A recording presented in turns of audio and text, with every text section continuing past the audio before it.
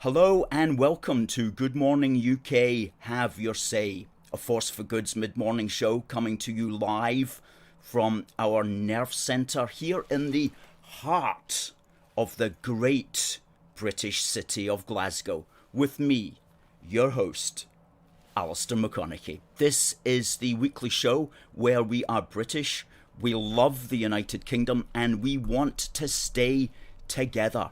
And hello to everybody who is coming in on our platforms. This is Scottish Unionist and Indy chat. Send in your thoughts. We're going to be talking about, has Boris gone woke? That's one of the things we're going to be mentioning. What's your thoughts on that? What are your thoughts on the Welsh Assembly voting for the passports that are being brought in? And what are your thoughts about the current state of the country right now? Bill says, Rule Britannia. And that's something that we always like to say. Rule Britannia, great song, written, of course, by the Scotsman James Thompson. Dennis here says, I'm Scottish and proud, but very proud to be British. Sturgeon is killing Scotland along with our culture. Adam says, Unionist parties are always voted down in Holyrood. Well, we know that. Yes. Robert says, good morning from Hamilton. Great town of Hamilton. I stood there as a candidate once back in the 1990s. Always remember that. And Tommy from Newcastle, hope things are good in the great British city of Newcastle this morning. Jonty Boy says, Nicola is very shifty. That's for sure. Good to see Andy Jackson here and other people here coming in on TikTok. Fantastic. Give us your thoughts on TikTok and please do follow us on TikTok as well. Debbie says she's disgusted with the Welsh Assembly. Well, what was it? It was 28 votes to 27 to pass these passports, and the only reason that it was not a tie was because one of the Conservative members couldn't get his Zoom facility to work. Now that seems extraordinary given the fact that Zoom is perhaps the easiest software to use in the world. So that was very confusing and surprising, and also just a bad reflection all over on the general state of British democracy, for crying out loud. You know, remember like 18 months ago that if you wanted to vote, you had to actually be physically in the parliament. Now you can do stuff by technology and you don't even have to turn up.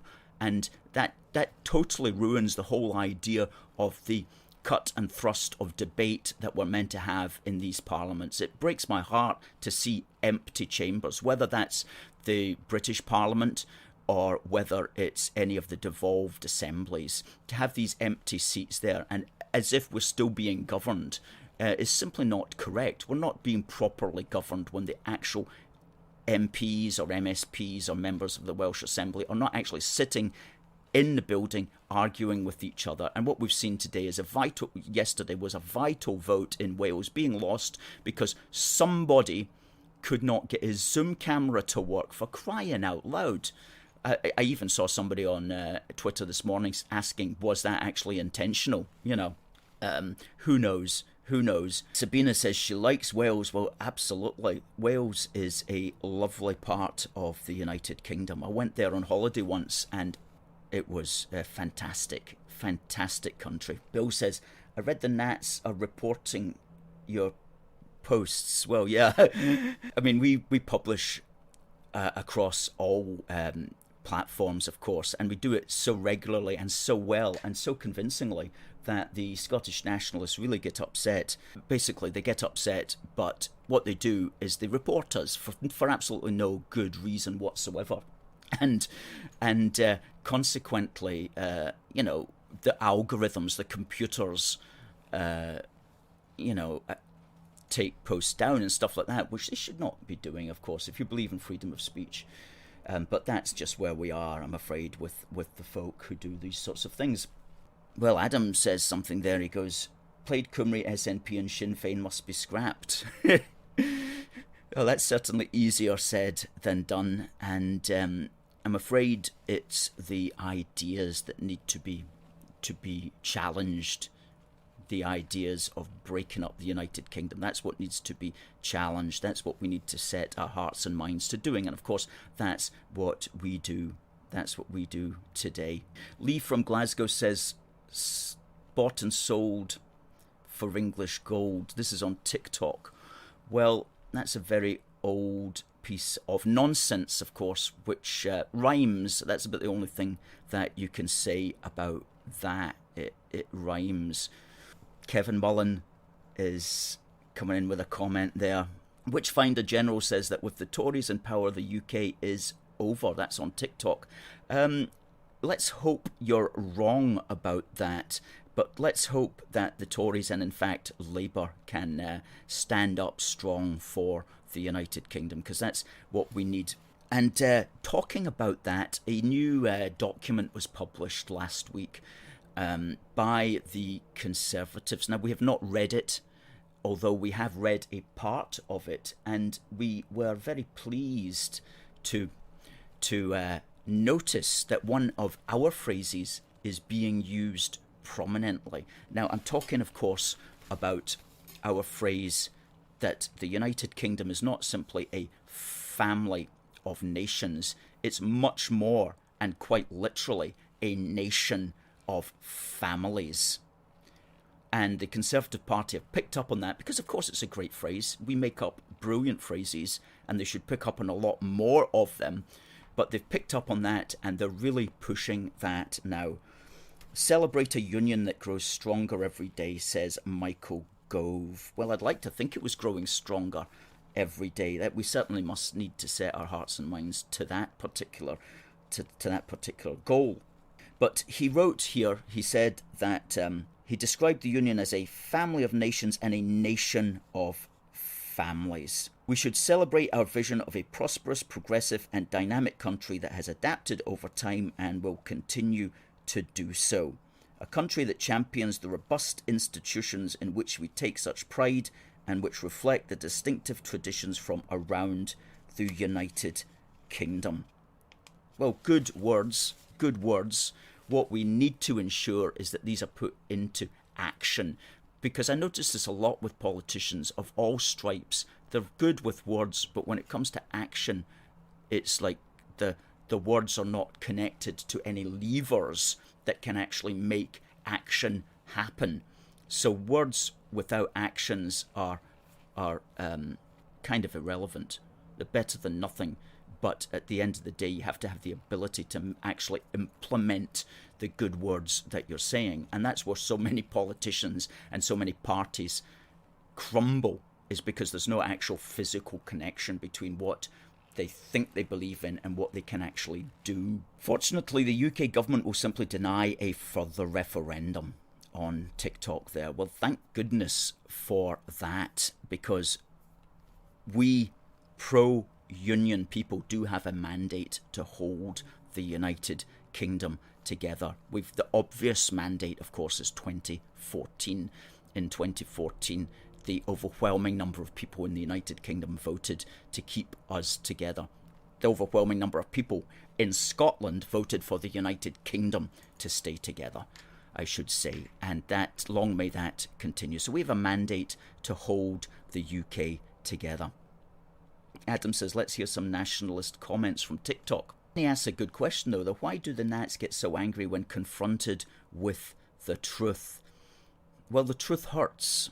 I think the truth hurts. That's what bugs them a lot. And of course, they often don't hear people confronting them with the truth as well. Connor Quirk says, do you have a job? Yes, I do, Connor. This is my job. I am a full-time unionist superhero. This is literally my job, Connor. And people ask me that all the time. And I keep telling them, yes, this is my job. Saving the United Kingdom is a full-time occupation. Alan wonders, what would the Nationalists say if the Tories were not in power? If it was Labour, for instance? The Tories gave the Scottish Nationalists the opportunity, he points out, for the referendum, a chance for them to win it. They lost it, and they should have indeed have at least thanked the Tories for giving them that opportunity, says Alan there. And, well, Martha says something that a lot of people often think. Time to abolish Holyrood for the health and safety of us Scots.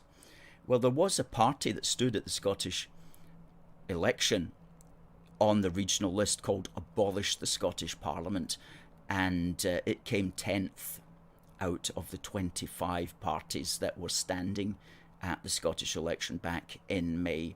So there's certainly a number of people who want that, but certainly not enough to actually translate that into any kind of overwhelming number of votes at the ballot box.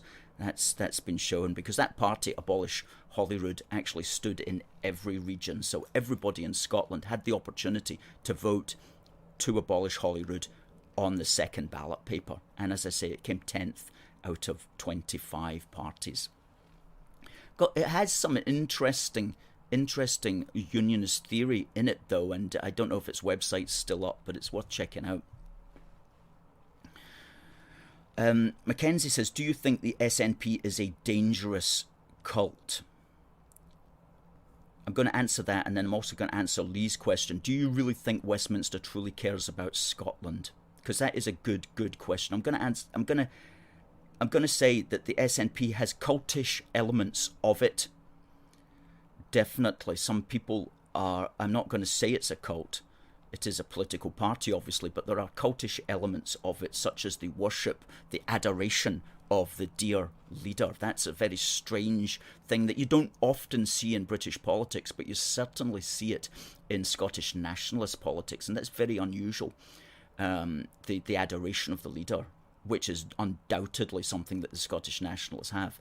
Do I think that Westminster truly cares about Scotland? I think there's an awful lot of MPs who don't understand what the Union and what the United Kingdom even is, Lee. I do believe that. I do believe that there's not that. And we've been dealing with MPs at Westminster, all 650 of them now, for almost 10 years. And we have come to the conclusion that an awful lot of MPs don't really understand the United Kingdom, and indeed what holds the United Kingdom together. And that's quite disturbing. And not just MPs, but all their advisors as well. And that brings me on to a very important point that I wanted to bring up anyway. Because on the front of the the national newspaper the other day, there was somebody pointing out that it wasn't sustainable for Boris Johnson to continue to deny, as he put it, the Scots, as he put it, a second referendum. And this person, called Kieran Martin, was, believe it or not, the former Constitution Director at the Cabinet Office, and he was one of the people who put together the so-called Edinburgh Agreement, which was signed by Cameron and Salmond. And it's clear to me, though, as I read Mr. Martin's points of view, that even though he was Constitution Director at the Cabinet Office, he doesn't understand how the United Kingdom is held together. Okay, and I'm about to tell you how the United Kingdom is held together. The United Kingdom is held together by people voting for MPs to be sent to the Union Parliament in London. Okay, and so long as people continue to vote for MPs to be sent to the Union Parliament at Westminster, then they are giving a mandate for a British-wide United Kingdom to continue to exist. And if you don't want the United Kingdom to exist, then the democratic way of emphasising that is to vote for candidates who are abstentionists. And whatever you may think of Sinn Féin, and we certainly do not like them, they at least understand that point. And so people will vote for them, and they will not go to the Union Parliament because they don't want the UK to continue to exist. However, so long as people continue to vote for the SNP and send SNP MPs to Westminster, then they are giving a mandate for the Union Parliament to continue to exist and to continue to govern the United Kingdom on behalf of all the people of the United Kingdom. Okay? So that's how it's held together. It's held together by voting for MPs to be sent to the Union Parliament. But so many people at the Union Parliament, as Lee said there at Westminster, don't understand that. MPs don't understand that. And blooming constitution directors at the Cabinet Office don't understand that. And they'll even come out with saying things like, he basically says, the Tories, by denying a second referendum, are saying that Scotland doesn't have the right to leave. Oh, well, absolute nonsense. Absolute nonsense. That's not the case at all. Once a majority of the Scottish electorate are voting for abstentionist candidates at a British general election, then you can talk about there being sufficient democratic desire for Scotland to break away. But until that happens, which will be years and years and years, if ever, from now, then you cannot say that democracy is being denied. Had to get that off my chest. Oh, because I just don't like to see people who should know better write stuff that's just nonsense.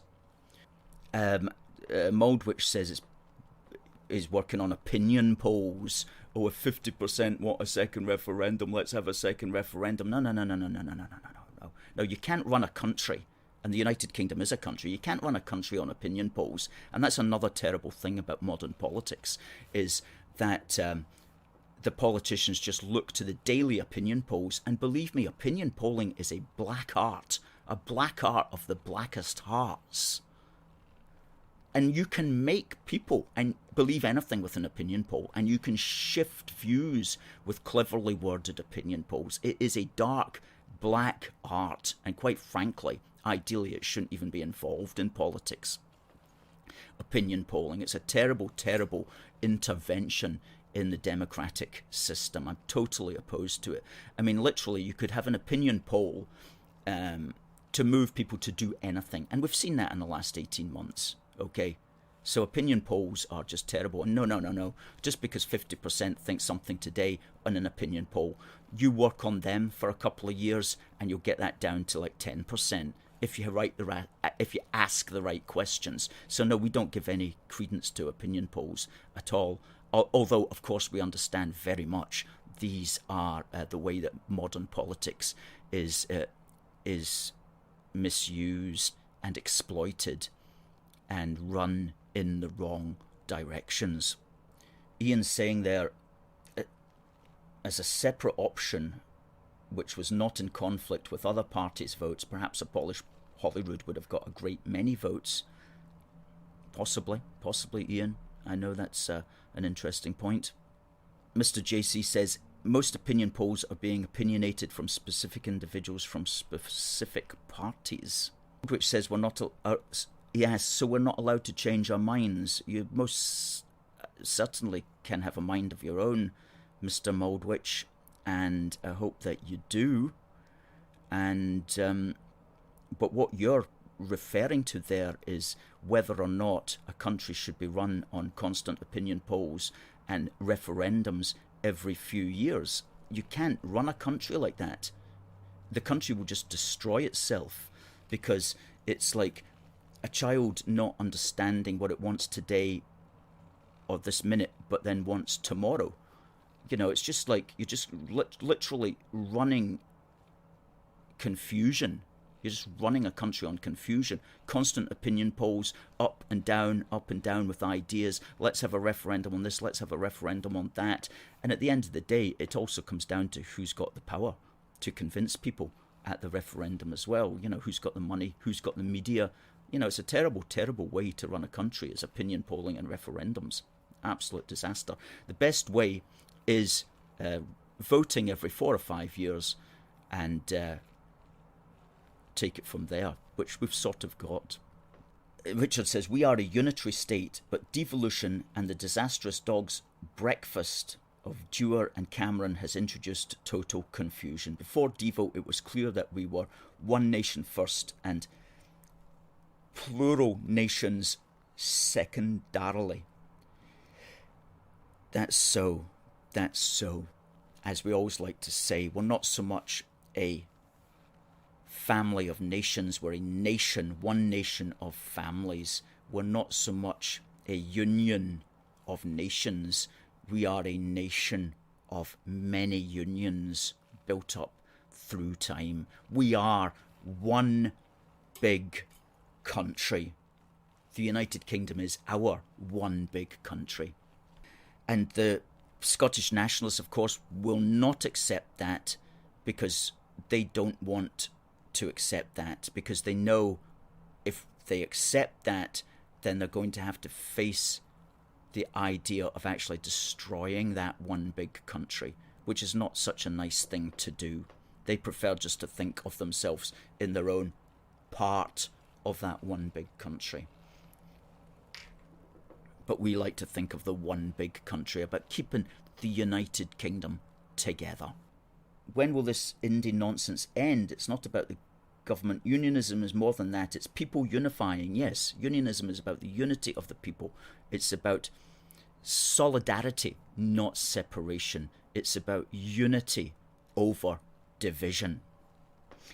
It's about, as Ross says here, the country of Britain, the music, the culture.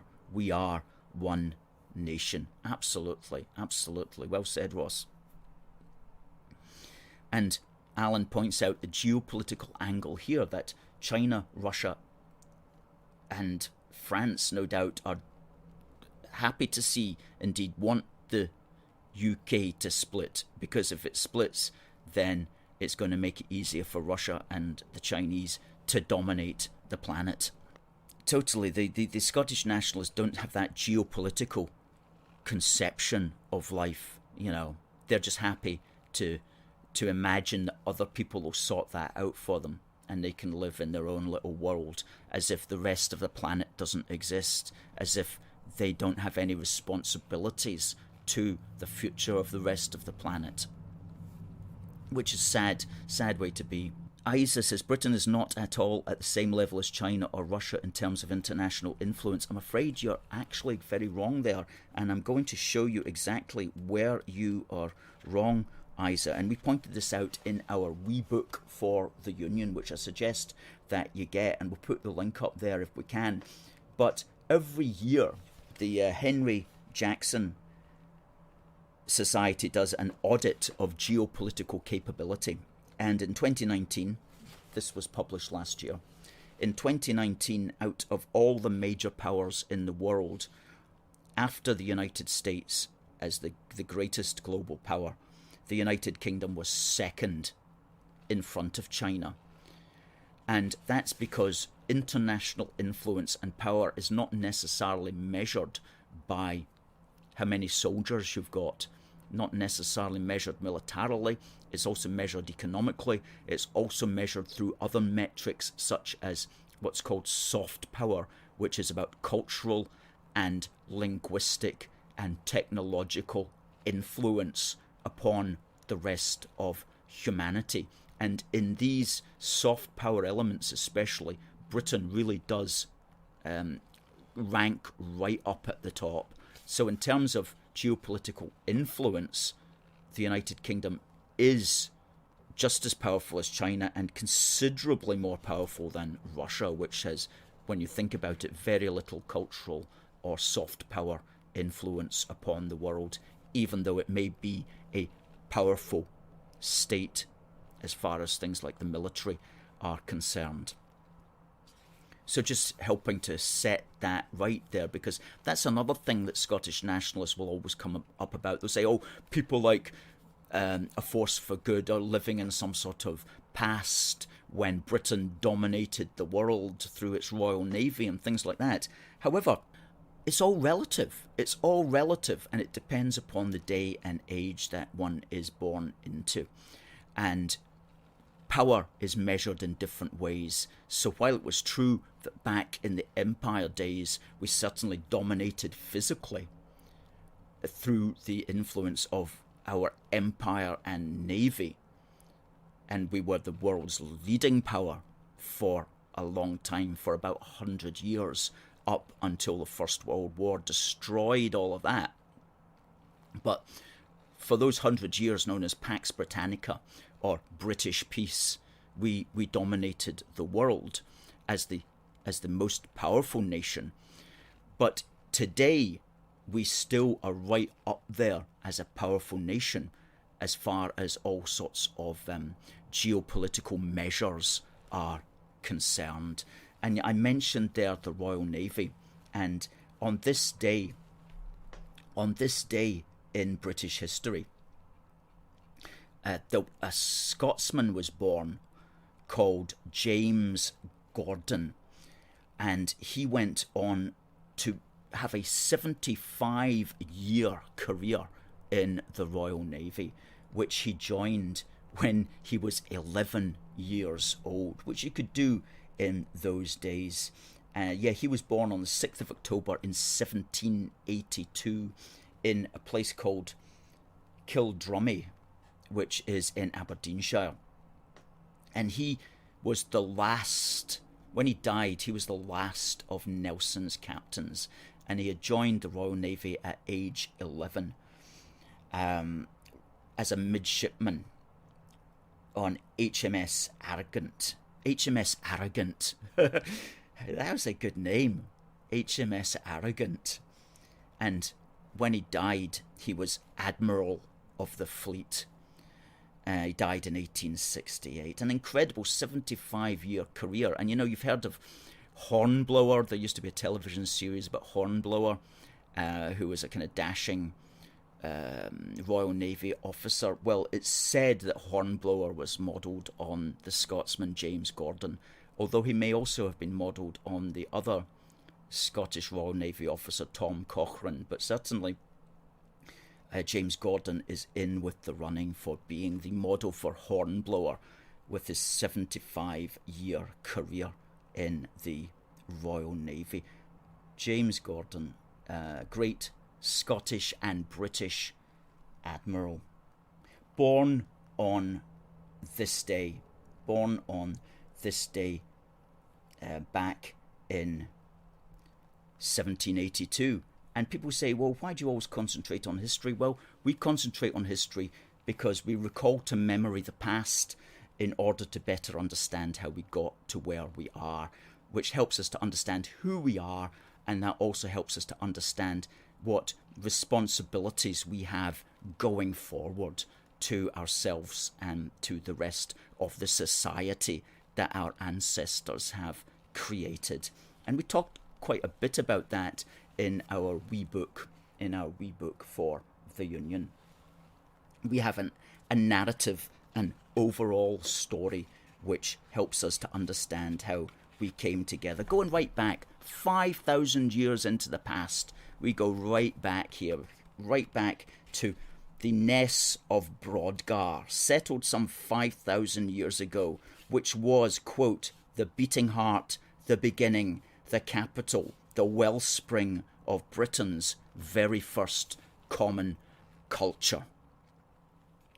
The Ness of Brodgar in Orkney. And it was Neil Oliver who called that Britain's ancient capital and the hub of ancient Britain, which spread its Neolithic architecture and stone monuments throughout the British Isles. And these cultural links ultimately became social and economic links, which ultimately became regal links, which ultimately became political links. And so that's why we trace the Union, not just back to 1707, but going right back to the regal Union of 1603, going right back to the English and Welsh Union, going right back to our social and cultural unions in the midst of time. That's how long it has been.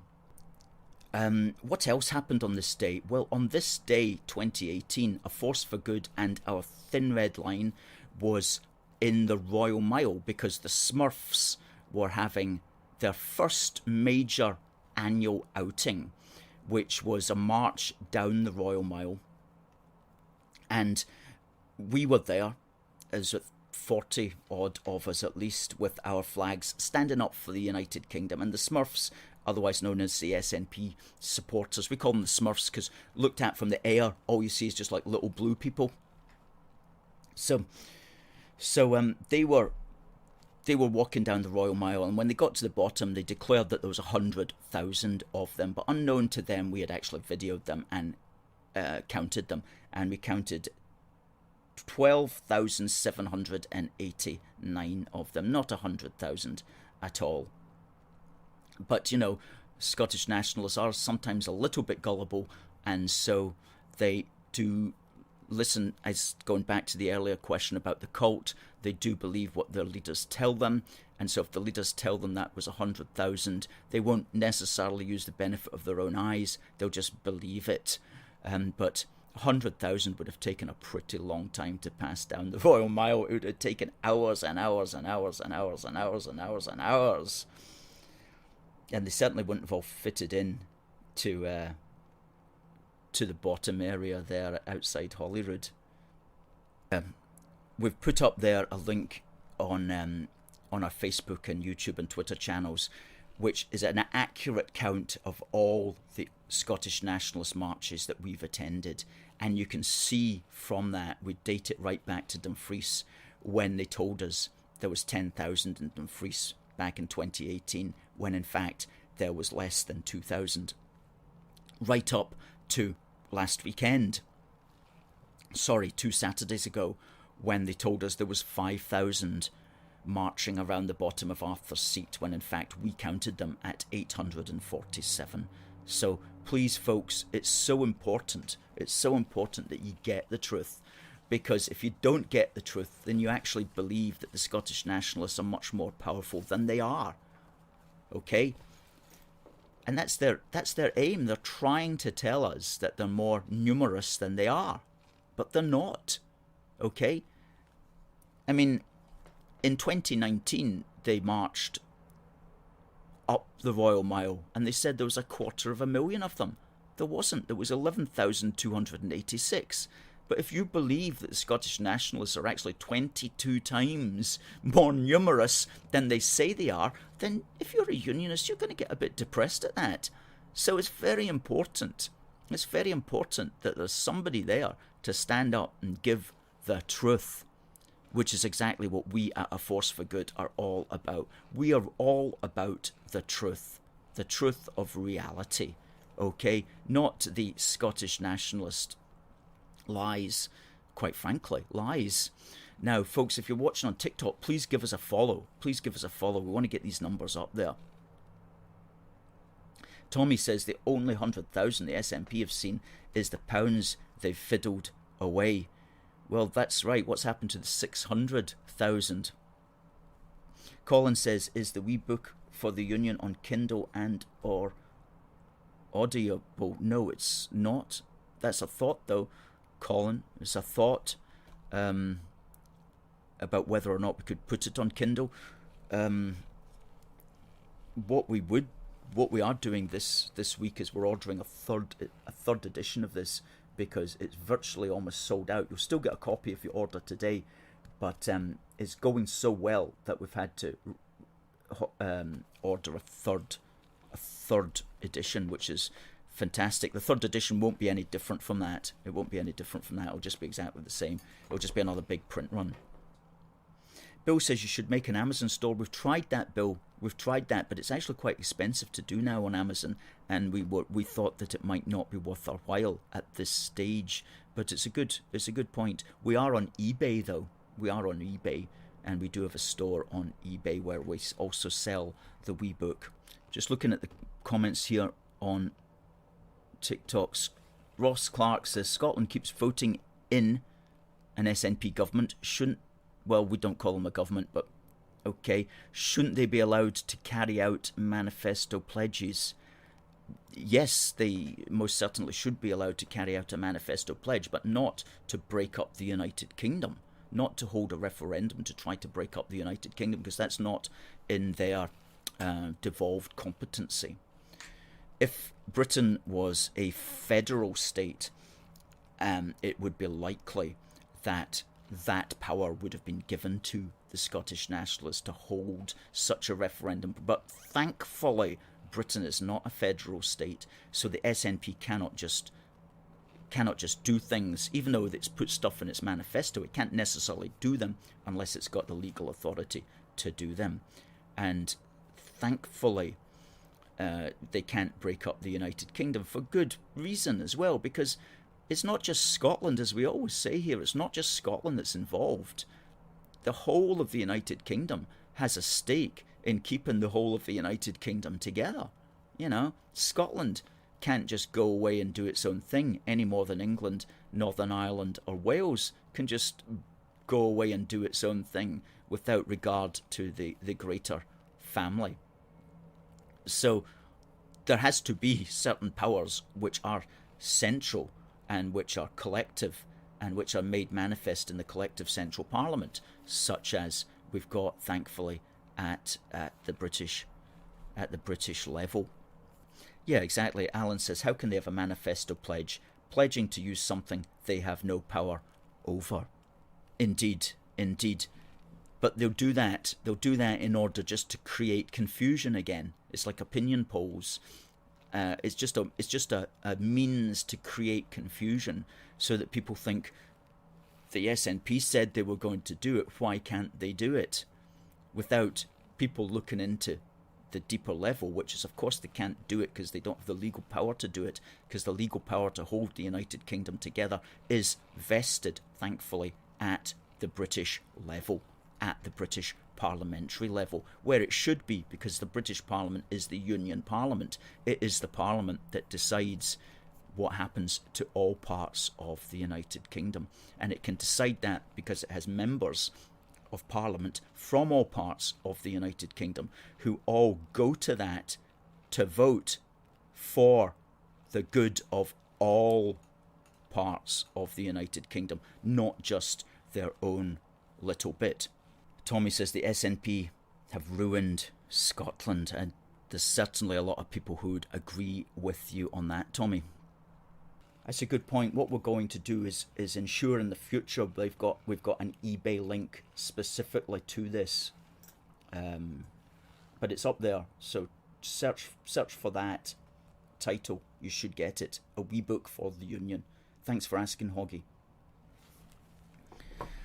And Stephen Murray says a question which was asked last week: why don't you call them a government if they're the Scottish government? Well, let me explain. A government is a government of an independent nation. Okay, it has to have the powers of an independent nation before you can properly call it a government. The SNP does not have the powers of an independent nation, so why do they call themselves a government? They call themselves a government because they can. Back when Alex Salmond took over in 2007, they were called properly the Scottish Executive. That name properly described the constitutional relationship between the British Parliament that had created it and the devolved competencies which it had given to the Scottish Executive. There was no suggestion that this executive was on any kind of par or any kind of level with the British government and Parliament which had created it. Of course, Alex Salmond didn't like that, so he just simply changed the name. When he got power, he changed it from Scottish Executive to Scottish Government to imply that it was on a par, that it was somehow equal and opposite to the British government. And of course, that was again confusion, to confuse in people's minds the correct constitutional relationship. So we saw his trick, and we've never gone along with it. And it's, as I say there, it's not accurate anyway. Because you're only a government if you've got the powers of an independent government, which the SNP or whoever would happen to be in charge of Holyrood does not have.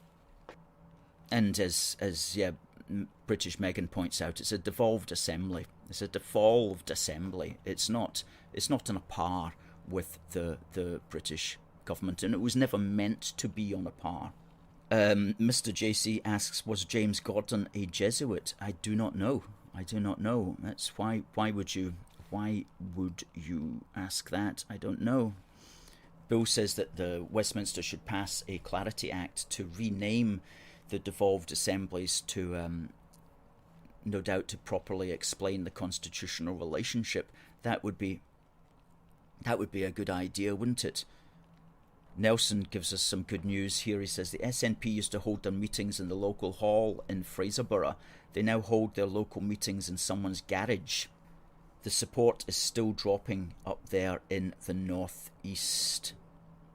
And Ian comes back as well about the manifesto pledge thing, and he says they should not be able to carry out manifesto pledges outside their jurisdiction any more than they can raise taxes in France, even if their manifesto says that they should. Connor asks an interesting metaphysical question. When you're dead, will the UK care? No, they won't, so stop caring so much about politics. Well, politics, some people might not be interested in politics, but the thing is, politics is interested in you. And so it's something you can't really escape from. And some people are better at dealing with it than others. I suppose some people have more of a stomach for politics than others. But as I say, you know, it's okay to say I'm not interested in politics, but remember, politics is always interested in you. And we see that at the present time, especially with the system Britain-wide promoting all sorts of things which are, we believe, not congruent with our history. You know, all of these so-called passports and all that sort of stuff. It's not congruent. It's not in alignment with our rich tradition of freedom and liberty. And that's something that should concern all of us, and no doubt concerns more people with each passing day. And so Stephen asks again, why is it called the Scottish Government? Well, because legally it got changed to that. Okay, what happened was Alex Salmond changed the name just because he could, but he couldn't write it into law. And then the stupid Tory stroke Lib Dem coalition came along and they fell for his wee ploy. And so when they brought out the next Scotland Act, which was the 2012 Scotland Act, they actually wrote it into law that was the new name, which of course was a massive confusion of the issue. A massive confusion, because what it did was it made everybody think that the Scottish Parliament was on an equivalency with the British Parliament, that somehow the Scottish government had the same powers as the British government. And so that was a massive confusion that went into people's heads, and that really soiled the whole constitutional debate and confused many people who believed that, well, if Scottish government is equivalent to the British government, why isn't the Scottish government independent? Salmond actually, got a major victory there, and the Unionists at Westminster severely compromised the integrity of the United Kingdom. And that goes back to Lee's point: do the Westminster MPs care about the UK?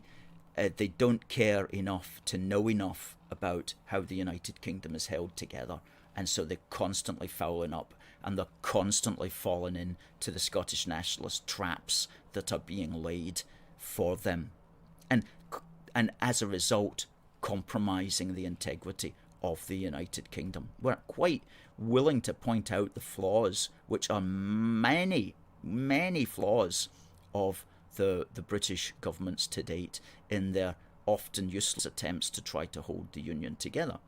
But our job is to guide them in the right direction, to point out to them how the United Kingdom is held together and what sorts of things that they can do about it, which brings me to our upcoming 40-page bumper issue of Union Heart.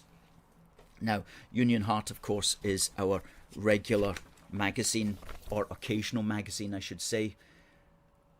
And it's usually 8 pages, but upcoming is going to be 40 pages. That's going to be coming out at the end of autumn. And that is going to be lots of policies to hold the United Kingdom together. And that will be free for everybody who's a monthly donor. So if you're a monthly donor, we call them our union supporters, then you'll be able to request a free copy of our 40-page bumper issue, which is going to be called Do More Together, because it's through doing more together that you bond, whether you're a couple, whether you're a family, whether you are a village, whether you are a nation. Doing more together is what bonds things and which brings you together. So we're going to be full of ideas for that. That's coming out at the end of October. So if you're a union supporter, we'll put up the link there if you'd like to become a union supporter from as little as £5 a month. Really does help us, really does help us to keep going, because we've got a lot here that we need to cover. So yeah, also just want to give a shout out to this A4 poster here that we've got done, which is an absolute cracker. That's an oil painting of, that's myself actually, standing above Loch Lomond in the background. And we've had that turned into a glossy A4 poster, and you can get that at the link as well that we'll put up. And you can also get a much bigger version of that in the background is A2, so you can get that as well, and you can get that, what I just showed you, as an A2 poster as well. It's a real cracker. I didn't paint them, no, but supporters painted them. One supporter painted that in a watercolour, and another supporter painted this in an oil. And they're also available as greetings cards as well, if you want to wish somebody the best of British because it's their birthday, or because they've done something worth congratulating them upon, or thank you cards, whatever. Check out our cards, which you can get. We've got 4 different versions at our shop. The Jersey's Blue says the Scottish Government only have limited power. That's absolutely correct. That's why it's not correct to call them a government. Colin says, do we write down legal errors as we come across them and put them on a website where MPs, etc. can refer to them?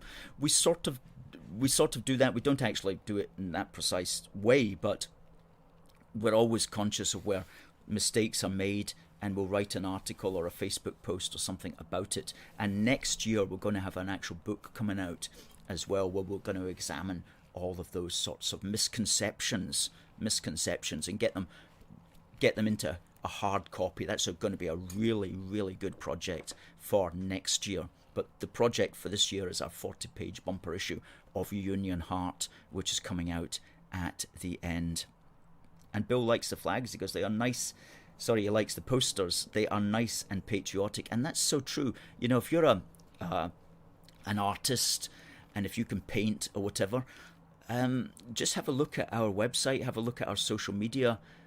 You'll see a lot of good patriotic pictures of not just a force for good, but of other things that we're involved in. And if you can paint those, please do, and please consider it, because that's what it's about. It's about creating a culture of unionism. So we didn't hire anybody to do these particular paintings. These just came as gifts, which was lovely, absolutely lovely.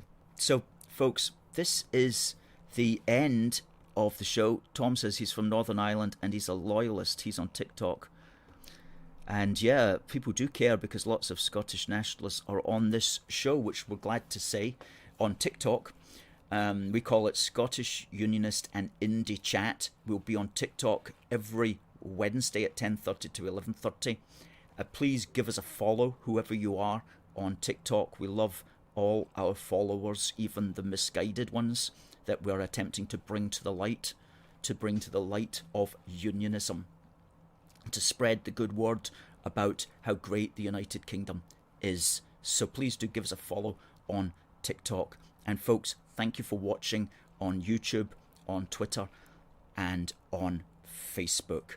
And we will be back next week at this time. So it just remains for me to say, God bless the United Kingdom and God save the Queen. We'll see you next week. Take care.